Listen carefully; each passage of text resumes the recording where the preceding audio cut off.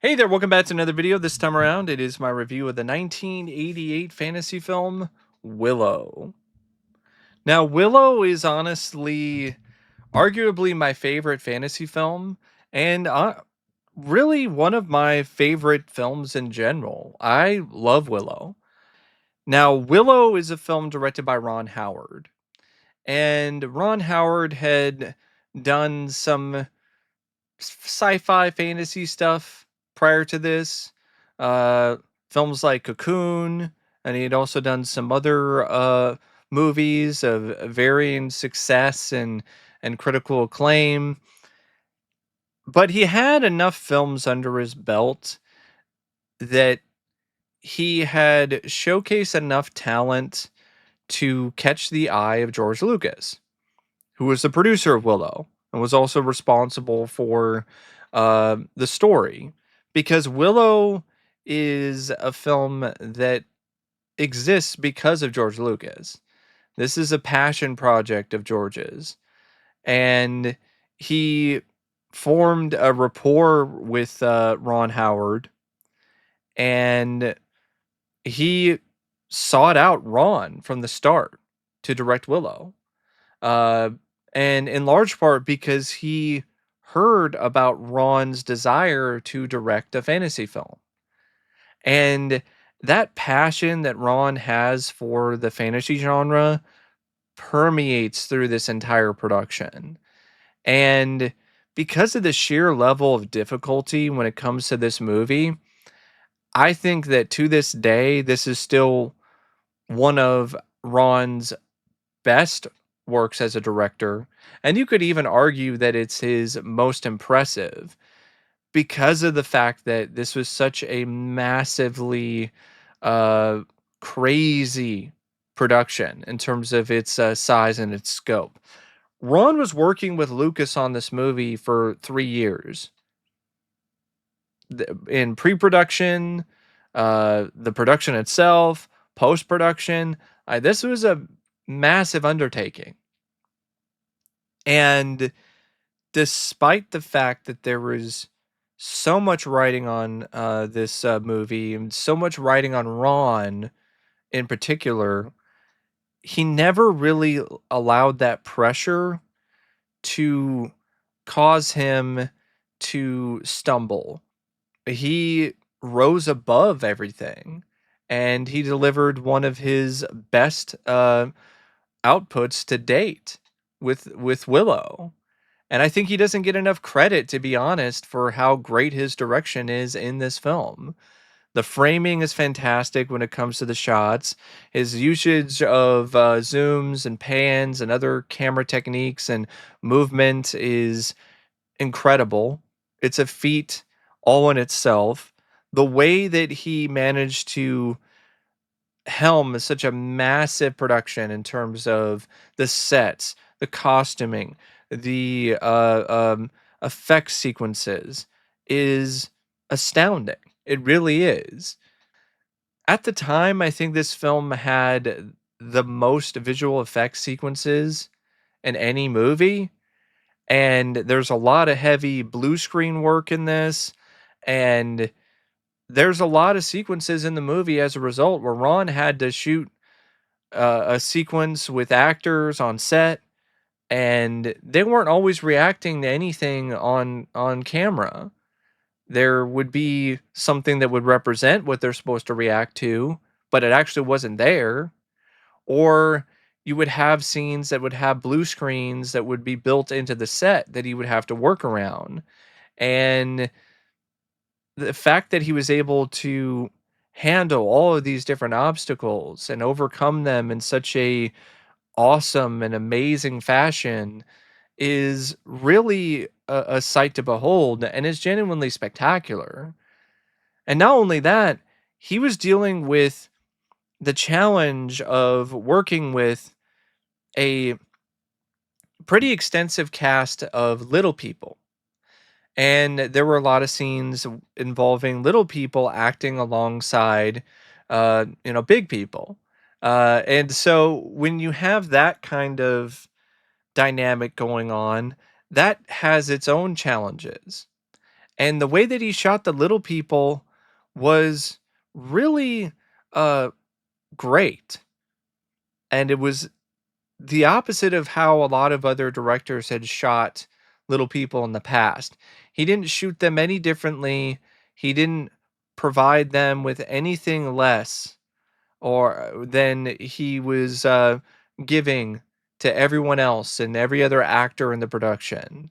He didn't shoot them like it was some kind of circus parade or anything.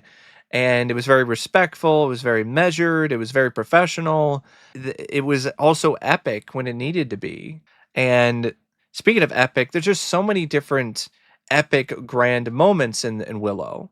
When it comes to the sword fights, when it comes to the action, when it comes to the cart chases or the sequence on the mountain with the sled and the battle at the end of the castle with the dueling sorceresses and Howard just managed to shoot all of those extensive uh, uh, and genuinely like difficult scenes in a way that just seemed very effortless despite the difficulty. And he also injected the film with a lot of fun energy and his passion and his love for the world and the setting and the characters of Willow was something that was very much on display in every frame of the film. There wasn't a single moment when it comes to Howard's direction in this where he buckled under the weight of the production or he delivered less than 100%. I cannot say enough about Ron Howard's direction in Willow. It's wonderful and it's pure movie magic. Now, Willow is written by Bob Dolman. Now, Bob Dolman, he's more known for his television work, not necessarily for big fantasy epics like Willow, but you would never know that because this is honestly one of the best scripts out there when it comes to the fantasy genre. And one of the biggest strengths of this script is definitely its characters, the arcs that these characters have, the journey that they go on throughout the movie. Some arcs are better than others, but it's not due to what Dolman actually did. It's due to what was left out of the film. And speaking of the characters, I really love a lot of the banter, a lot of the back and forth, the dialogue with Mad Martigan and Willow, or Mad Martigan and Sorsha, and the brownies and so on and so forth. Really adds to the overall fun of Willow, which is a big selling point of this movie. It's a really fun movie. It's a fun adventure. And another thing that I really like about this script is that it's got such great pacing. It's an epic movie in terms of its size and scope with these big grand settings and castles and magic and swords and all this kind of stuff and different types of creatures like dragons and trolls, but it never really feels like it slows down too much. It has its moments where it kind of pauses for a little bit, takes a breath or two, takes a break, but then it picks up again pretty quickly after that. And that's because there's just always a nice variety of either action or fun scenes between characters or character building moments. And there's always a driving conflict as well behind all of it. It's a simple conflict of a child, a baby named Alora Dannon, who has to be protected and saved from being sacrificed by this evil queen in Bavmorda. But despite its simplicity, it's still very effective. There's a reason why a lot of simple storylines and simple conflicts are still utilized to this day because despite their simplicity, they're very effective. they work, and Willow is no exception to that. Like, this is just a very effective conflict of this baby who is going to grow up to become this princess, and she is uh, the hope that the kingdom has to escape from the darkness, to uh, get away from the clutches of this evil queen. And if she's destroyed, then all hope is lost. Willow's arc, it's very natural, and as it progresses, it's not too over the top and unrealistic. Like, he holds his own a few times, but not in a way that seems like it's so totally out of his league. It doesn't seem like this is something he's incapable of doing. Like, okay, he can take control of the cart in one scene. Uh, he uses the acorns a couple times. He's afraid of the troll, but then he eventually gets over it and finds a way to conquer his fears and uses magic on the troll. And but then it turns into an Ebersisk, a two-headed dragon. Got to deal with that too. But he uses his wits, he uses things around him.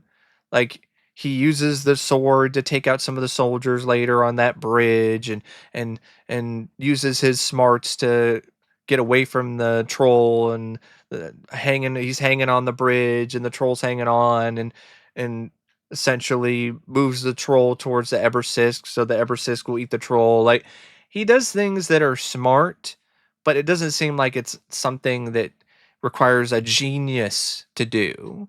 And he doesn't really become a master of magic.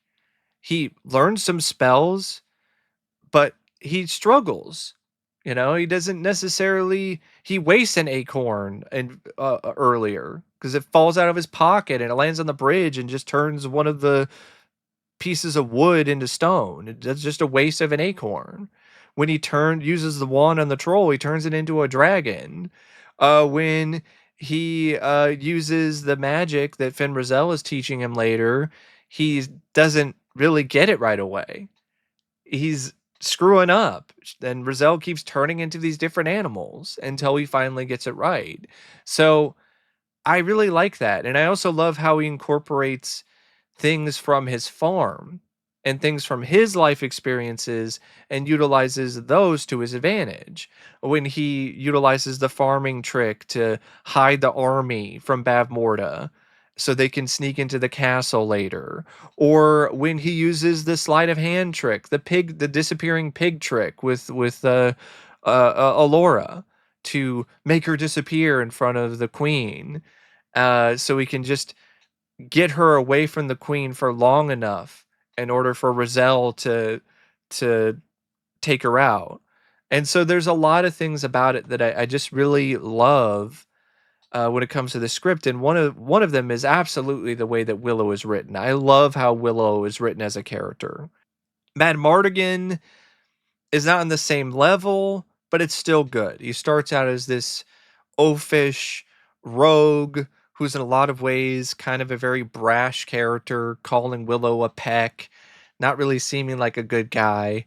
But then as the film goes on, you get to know more about him, you get to see more sides of him, and he becomes a genuinely endearing character. And then he becomes another reluctant hero along with Willow, who has an arc where he changes his entire reputation. Where Willow, you're a loser, you'll never become a sorcerer. People are laughing at him in his own village. And Mad Mardigan, it's a similar thing. People are laughing at him. People don't trust him. Say he has no honor. He finds honor in helping Willow save Alora and stopping Queen Bavmorda. And in the process, he becomes a genuinely great swordsman again. Like, he proves his worth. He proves his mettle in a very satisfying way.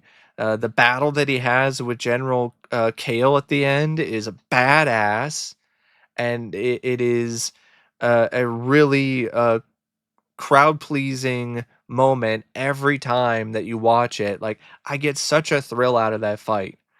and just so many moments in that. And he smacks Kale in the face with the sword and cracks Kale's skull mask, and then he continues to go at him with the sword, and then stabs Kale in the chest, and then winds up killing Kale with his own sword and throws his ass off the bridge. Like, it's such a cathartic moment, and the reason why is because of the buildup and how well the writer did when it comes to building up Mad Mardigan's character and having these little moments that just wind up leading up to that cathartic moment where he takes out Kale and really shows how great of a swordsman he is. Like, prior to that, he also showed his metal too. Like when he fought the Ebersisk and jumped on top of the dragon's head and stabbed the sword into one of its heads and then made its head explode.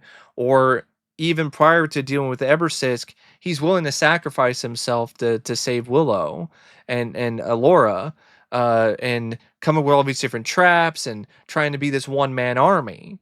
When they are at the castle of Tiresleen,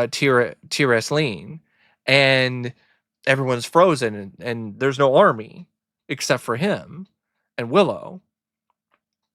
So there's a lot of things about his character that are genuinely great and really make Mad Mardigan into such a magnificent hero in his own right.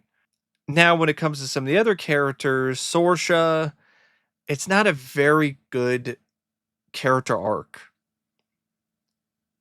but it's only a bad arc because of what wound up being in the final cut. Because in the script, Sorsha actually has a fuller arc. So does Mad Mardigan. Mad Mardigan, there's more to him.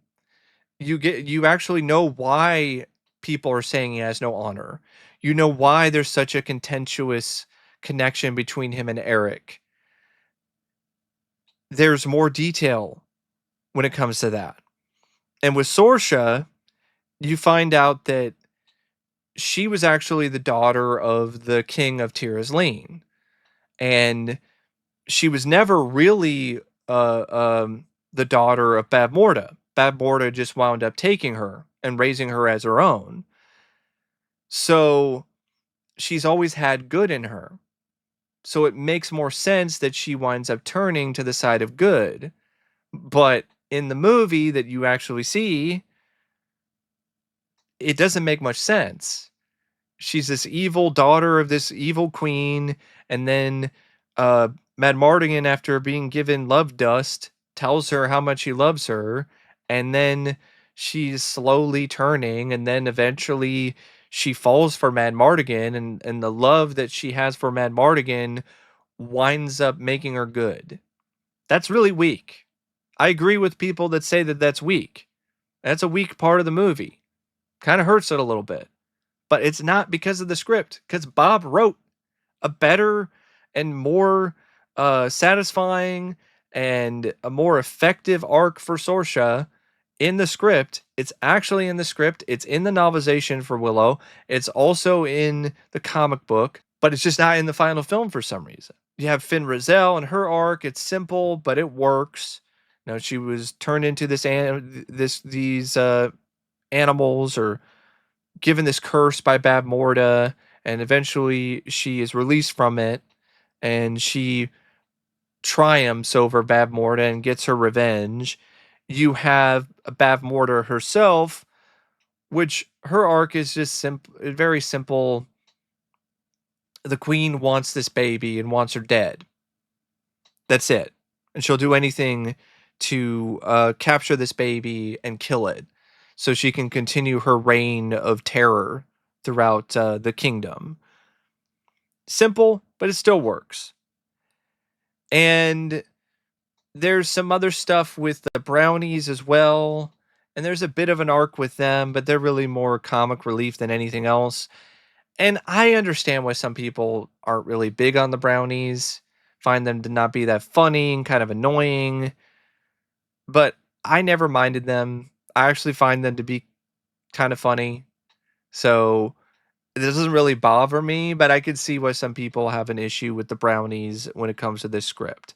So the arcs are really strong, and so is the action. So is the magic of the movie. Like when you see a fantasy film, you want a lot of action, you want a lot of sword play, you want some chases. You get a lot of those. You get at least two of those. You get a cart chase, you get a chase down a mountain on a sled, well, a shield as a sled. You get sword play, a lot of sword fights later on in the movie with Mad Martigan, who proves he really is great. And you also have a lot of magic stuff. You have the brownies and their fairy dust, which does kind of lead to the romance between Sorsha and Mardigan. That's admittedly another kind of weaker aspect of the plot, but it's only because of the fact that there was so much that was cut out. It was stronger in the script, but for some reason, because of what was cut out, it just doesn't really resonate as much, but it's still fine. It's still charming in its own way. And it never really felt like it dominated the story and it was just going on too long, at least not for me personally. And then when you have the magic stuff like Finn Rizal and her different forms and Bavmorda turning the army into pigs, which is an incredibly intense and genuinely horrifying scene. Like that scene freaked me out as a kid. Like the Ebersisk was creepy too, and so were the trolls, but not to the same extent as the pig scene. Like that made me freaked out and honestly kind of scared of pigs for a while. And it's pigs. Like that is some good writing there to take, and I thought it was really clever to take pigs and to add that connotation to them. Because you don't see that often when it comes to something like pigs. Oh, the little pigs, oh babe, like but here, like it's genuinely scary and freaky and unsettling and some straight up body horror nightmare elements that are tossed in there. The confrontation with Bab Morda is very satisfying and exciting and thrilling and has a lot for Willow to do. Like he's battling this thing, this that came to life, this metal thing, and he has to take it out, and he's trying to run around and get the baby before Bavmorda hits him with one of her magic blasts. And prior to that, you have Bavmorda and Finn Rizal doing their whole duel, and Finn Rizal's making Bavmorda fly around the room, and uh, they're using fire and ice and there's just so much involved with the magic of Willow that is magnificent in terms of how it's utilized in the script. And that's a big selling point for a fantasy film. You want to see the magic, you want to see the spells, you want to see all these kind of things, and you get a lot of that in Willow, and a lot of variety of those things in Willow. There's just so much about this script that I genuinely adore. I love the characters. I love the setting.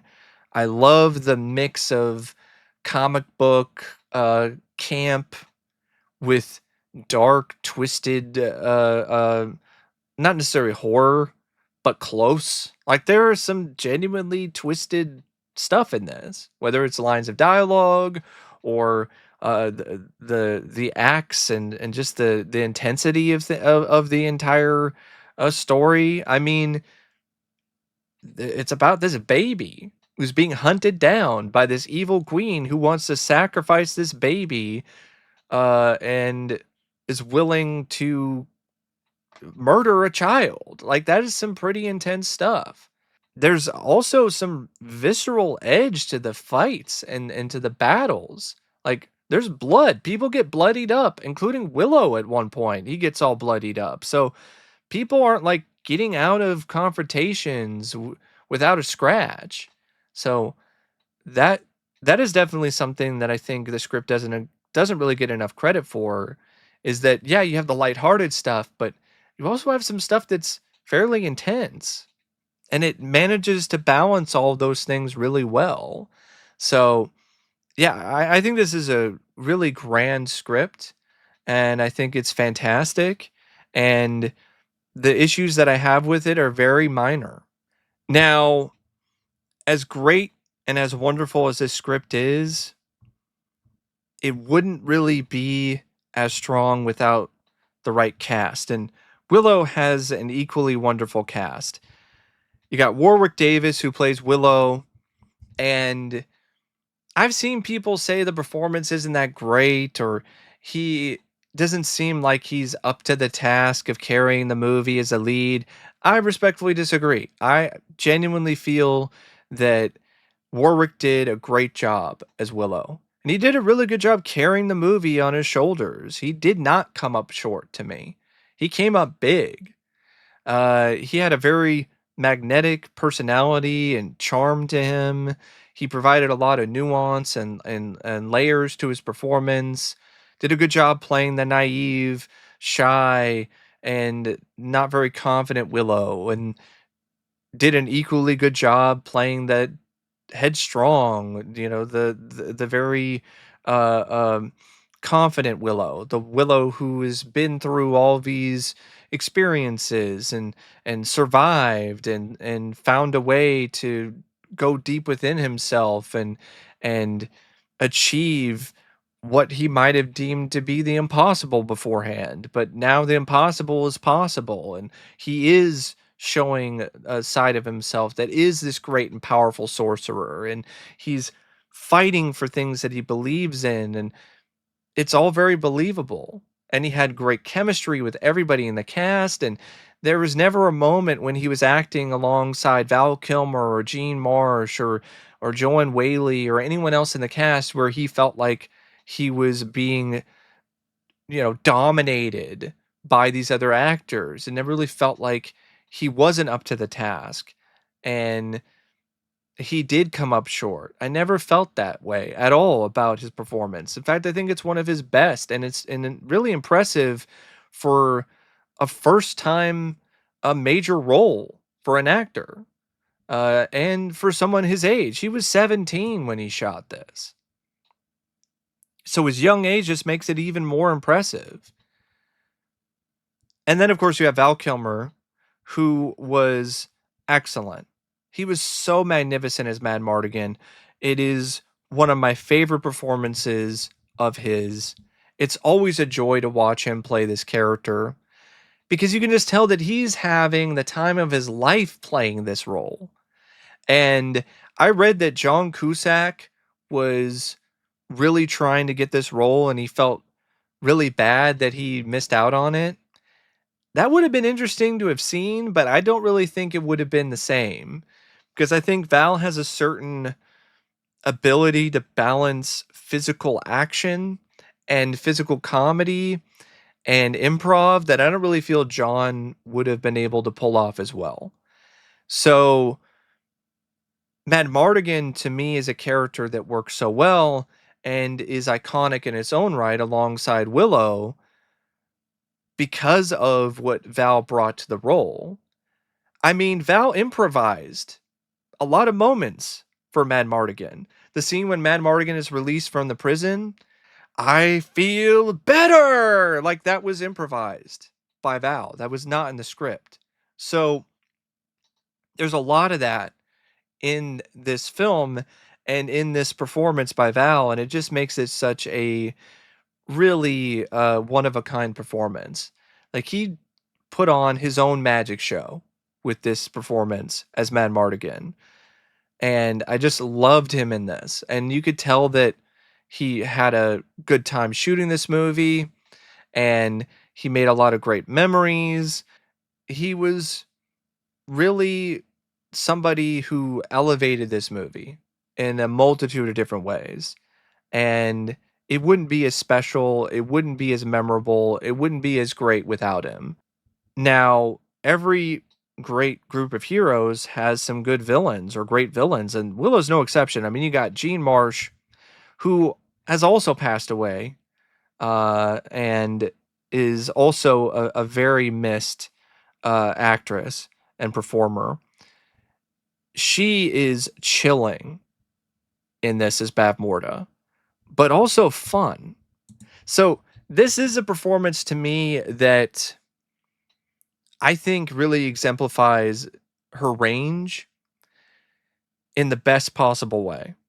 So she can play an intimidating, just sinister character in Bavmorda in a way that genuinely will send chills down your spine. The way that she says that everybody is pigs, that still gives me goosebumps thinking about it.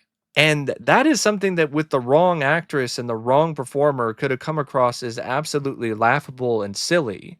But the way that she played it, it was sinister and it was scary. And she handled those aspects of the character well, but she also added some moments of her own that were fun because she had these little touches where she would ramp it up another notch. You know, she would be a little bit more animated with her movements or her physicality.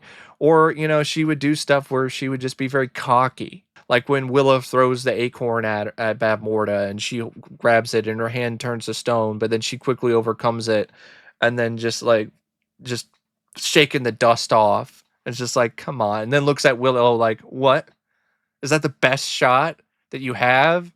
Such great sorcerer you are. Give me a break, man. Like, you're pathetic. Like, I love that. And if you really look at the screen time, Bavmorda isn't really on the screen that much, but Jean Marsh just gave it so much that it felt like she was in it more than she actually was. And you have Joanne Whalley who plays Sorsha.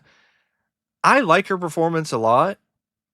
I think the scenes with her and Val, you can definitely tell that there was some genuine romantic chemistry. Like there was some romance that was really bubbling up between the two, not just on the screen, but like in real life. So it just made those scenes even better when it comes to the scenes between the two. I felt like she was able to hold her own when it comes to the action when she was asked to do that. And I don't blame her for the character coming across like it's half a character. And I think it's still a good performance by Joanne Whalley and one of her better performances, to be honest, of her career.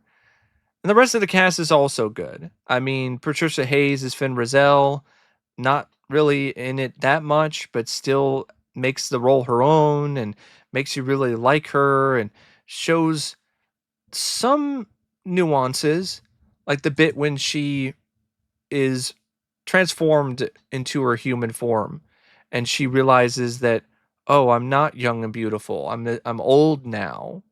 There was some good acting there by Patricia. And I think there was some good steadiness and some good strength that she brought to the role. And her own little sense of fun too when she's messing with Bavmorda. Uh, and the chemistry between her and Jean Marsh and that confrontation, like they sent sparks. So yeah, I definitely feel she was uh really good. Billy Barty is a high Aldwin. He was only in a little bit, but still made an impression. Pat Roach as Kale.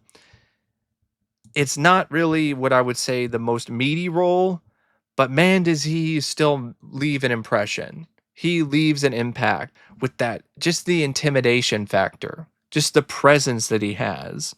It's just this big, bulky, almost demonic figure, you know, with this skull mask.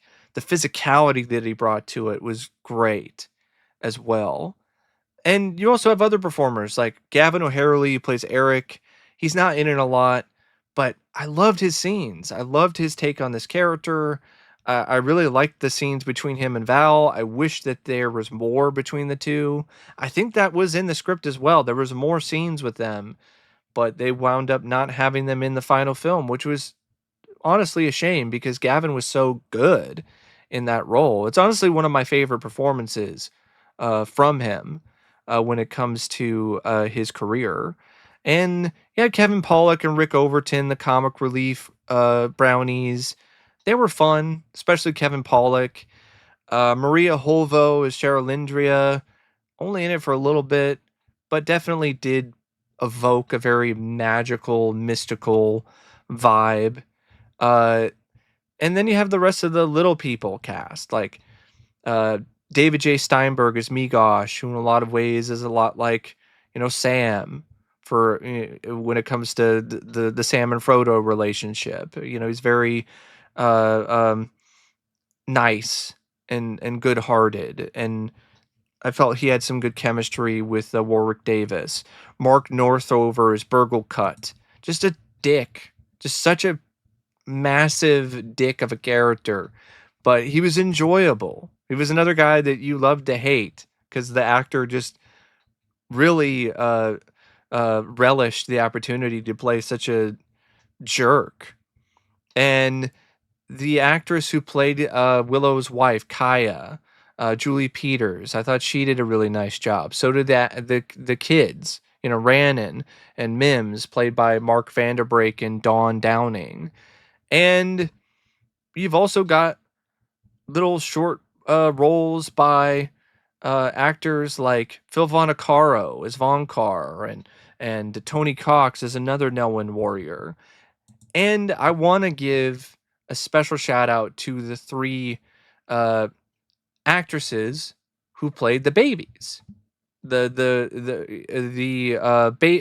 Well, not necessarily babies, but the baby in Laura Dannon, because the reactions that the babies had were very natural and fun and unique in their own right, and there's a lot of variety there, and it's honestly some of the best that I've seen when it comes to acting from babies in a movie. So I think that is definitely something that deserves to get a shout out as well. And of course, there's a lot of other great things about Willow. The cinematography by Adrian Biddle is amazing. This is a really great looking movie. It just has some very breathtaking shots in it that are just gorgeous.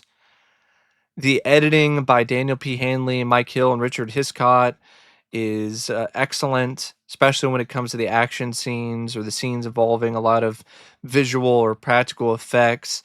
The music by James Horner is honestly some of his most honorable and some of his most iconic and incredible work.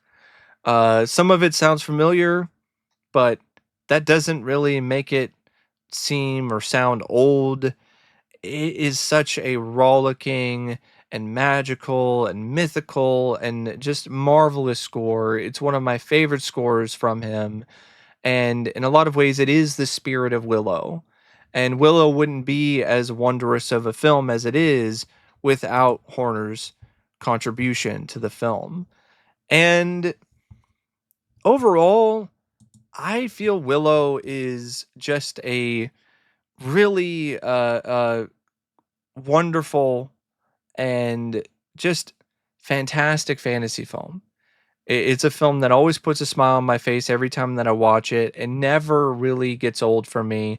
It's, in my opinion, the perfect send off to the golden age of fantasy films, which is the 1980s. I think it's well deserving of its cult status and then some.